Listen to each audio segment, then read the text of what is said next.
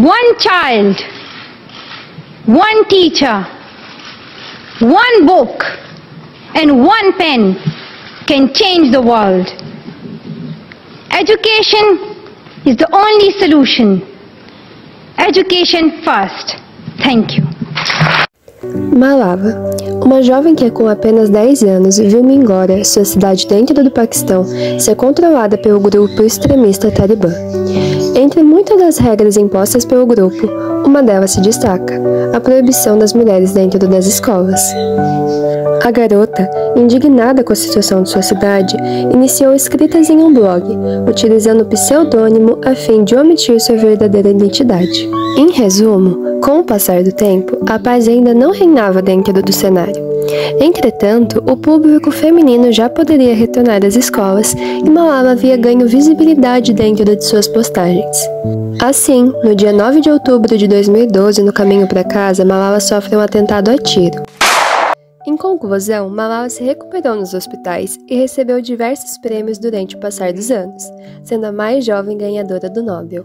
A história de Malala demonstra como o cenário interno de um país pode afetar a educação, direito básico a ser conquistado através da ODS 4, e é sobre ela que eu te conto hoje. Um dos principais desafios da educação no Paquistão é o acesso, já que 32% das crianças de 5 a 16 anos do país não frequentam a escola. Isso equivale a mais de 20 milhões de crianças, o segundo maior número absoluto de crianças que não frequentam a escola em todo o mundo. De todas as crianças entre as idades de 5 a 16 anos, a maior taxa de matrícula é observada entre 9 anos, seguida por 11 anos. É interessante notar que a mesma tendência é observada para meninos e meninas praticamente em toda a faixa de 5 a 16 anos. A única diferença é que a porcentagem de matrícula de cada faixa etária é maior para meninos do que para meninas. O que eu te mostrei agora são dados lá do Paquistão, o país onde é contada a história de Malala. Mas você sabe outro país que também é dominado até os dias atuais pelo grupo Talibã? O Afeganistão. É lá que a história de Malala continua se repetindo com outras meninas até hoje. E é aqui que a ODS 4 precisa trabalhar. Mas afinal, o que é a ODS 4? É o quarto objetivo do desenvolvimento sustentável, que tem como objetivo assegurar educação inclusiva, equitativa e de qualidade e promover oportunidades de aprendizagem ao longo da vida para todos. Mas como ela faz isso? Por meio de metas, como melhorias na infraestrutura, ampliando o número de vagas nas escolas. Não levando só a exemplo o Paquistão, nos anos de 1964 até 1985, o Brasil passou pelo cenário da ditadura militar, em que qualquer opinião contrária ao governo seria silenciada. Entre diversos temas silenciados, levaremos em conta o foco do episódio de hoje, a educação. O regime militar espelhou na educação o caráter antidemocrático de sua proposta ideológica de governo. Professores foram presos e demitidos, universidades foram invadidas, estudantes foram presos, feridos no confronto com a polícia e os demais foram mortos. Os estudantes foram calados e a União Nacional dos Estudantes proibida de funcionar. O Decreto-Lei 477 silenciou alunos e professores. O ministro da Justiça declarou que os estudantes têm que estudar e não fazer baderna. Esta era a prática da ditadura. Assim, a luta pela educação de qualidade passa também por reconhecer as marcas passadas e recuperar o direito da liberdade de expressão. Em 2015, a Secretaria anunciou no dia 23 de setembro uma nova organização da Rede Estadual do Ensino Paulista. O objetivo era separar as escolas para que cada unidade passasse a oferecer aulas de apenas um dos ciclos da educação a partir de 2016. A proposta gerou protestos de estudantes e pais porque previu o fechamento de 93 escolas, que seriam disponibilizadas para as outras funções na área da educação. Então, os estudantes começaram a ocupar escolas em 9 de novembro em protesto contra a reestruturação. Na sexta-feira, 196 escolas foram ocupadas, segundo a Secretaria da Educação. As ocupações escolares de 2015 refletem, em escala local e com voz estudantil, a urgência dos compromissos assumidos globalmente pela ODS 4, ao denunciarem a exclusão, o descaso e a falta de qualidade na educação pública brasileira. Agora, vamos entender se há diferença nos ensinos da escola pública e privada. Para isso, trouxemos alguns convidados. Fique agora com a entrevista com a professora Renata. Trabalho mais de 15 anos, tanto no Estado quanto no particular. Sim. No Estado sou efetiva há 15 anos. anos e no particular eu estou mais ou menos há 16 anos. E quais foram os principais desafios que você enfrentou trabalhando nessas duas escolas? Na particular, o desafio maior, vamos dizer assim, é fazer com que os alunos prestem atenção na aula. Agora, no estado, além de prestar atenção na aula, muitos alunos, já aconteceu comigo, de eu perguntar para o aluno, por que você não presta atenção na aula? Ele disse, porque eu só venho na escola para comer. Aqui é só o aprendizado, lá além do aprendizado, eu tenho que trabalhar também com a parte social. E você percebe diferença nas infraestruturas? Sim, também.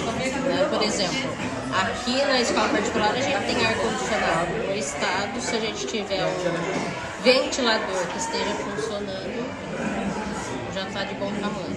E você acha que as oportunidades são as mesmas? Que é o mesmo ensino de qualidade? Essa parte de ensino de qualidade, em questão, por exemplo, aqui eles têm a vantagem no particular de não ter falta de professor, quando falta é raramente, tem o apostilado. No estado tem muita falta de professor, mas tem os professores substitutos que entram para dar aula. O que acontece é que se o aluno não se dedicar, não importa se ele estuda na particular no estado, ele não consegue passar em nenhum vestibular. 80% é o aluno. Você mudaria alguma coisa no sistema educacional brasileiro? Muita coisa. A primeira coisa que eu mudaria era não ter a progressão continuada. Porque eu acho que depois que teve a progressão continuada, os alunos começaram a não se interessar mais por estudar, mas sim só por estar presente na sala de aula. Eu sempre entendi a ideia de uma escola ideal como uma escola com uma infraestrutura boa, um horário de aula bom e uma aproximação com os professores, porque no meu ponto de vista, que já vivi os dois lados, tanto o lado de não ter nenhum apego a nenhum professor, logo não ter nenhum apego à matéria, do lado de ter apego aos professores, que é o que acontece hoje na escola, que você sente vontade de aprender, por carinho ao professor muitas das vezes. Eu sinto que regrediu muito o ensino da escola pública, porque eu, no 6º ano, era da rede pública e tinha aulas normais. 4 aulas de cada matéria, que tem todo fundamental. Ciências em vez das 3 matérias que são separadas, né? E quando eu fui pro 9º ano, a gente teve aulas cortadas, aulas que eu considero de matérias que são fundamentais a gente aprender, por matérias que não são matérias, que você não aprende nada. A gente teve a troca de uma aula de história por uma aula de orientação de estudos, uma aula de geografia por uma aula de tutoria. E piorou também por causa dessa coisa da P. Porque antigamente era das 7 às meio-dia, ou meio-dia, 15 por aí. E depois aumentou. Aumentou, tem escola das 7 às 2, tem escola das 7 às 4. E tem gente que entra às 2 e sai às 9. Na escola pública eu nunca senti vantagem, nenhuma desvantagem ao resto dos meus colegas. Já na escola particular eu senti isso por conta do período da pandemia, em que o ensino da pública em relação a isso foi muito mais precário. Durante a pandemia, a particular tinha aula online com os próprios professores. A gente da rede pública tinha uma aula que parecia meio em rede aberta, que a gente não conseguia conversar com o professor. Se a gente tivesse uma dúvida, você tinha que ser escolhido para responder uma dúvida entre milhares de outros alunos da rede pública que também utilizavam aquele sistema, que também queriam ter respostas. Ter uma relação boa com os professores dá vontade de você aprender. Eu acho que a educação de qualidade, sim, muda tudo. Muda o cenário global completamente. Eu acho que principalmente no exemplo político, a gente tem muito. O Brasil é um país que tem muitas pessoas analfabetas funcionais. Se essas pessoas tivessem tido um ensino de qualidade, elas não seriam analfabetas funcionais e com certeza saberiam interpretar um texto muito melhor e compreender a fala de um político, que fala é difícil. Você entende, a pessoa tem muito mais compreensão daquilo e muitas vezes não ia cair em falsas armadilhas. Onde você estuda? No IFSP Campus Itapetininga.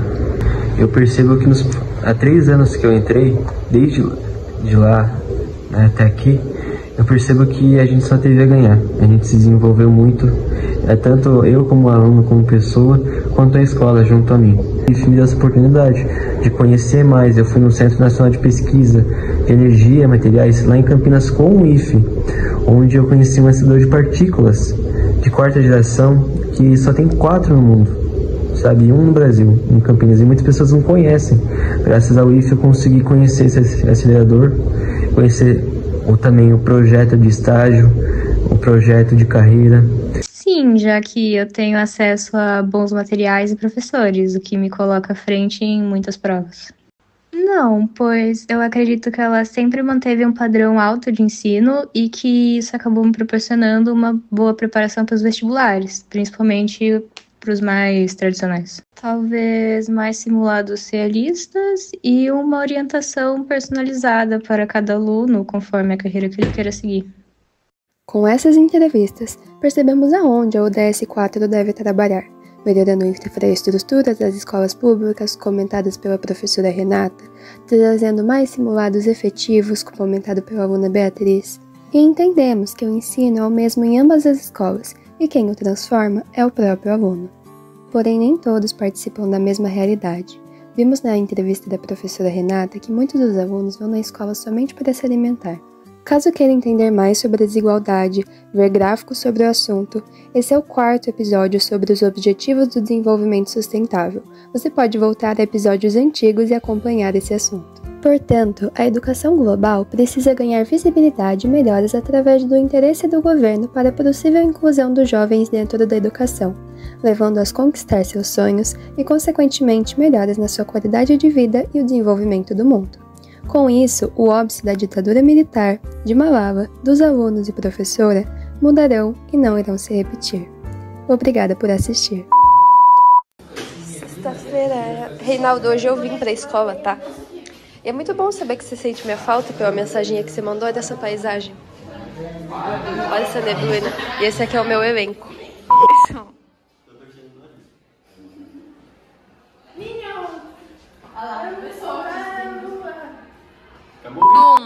E já! E pessoal, se vocês gostam desse tipo de conteúdo, não esquece de curtir, se inscrever no canal e já ativar o sininho para vocês não perderem nada do que a gente vai postar, hein, galera? Chuva de likes. E o comentário que tiver mais curtida aqui embaixo vai levar um salve da gente, hein, pessoal? Então não perde essa.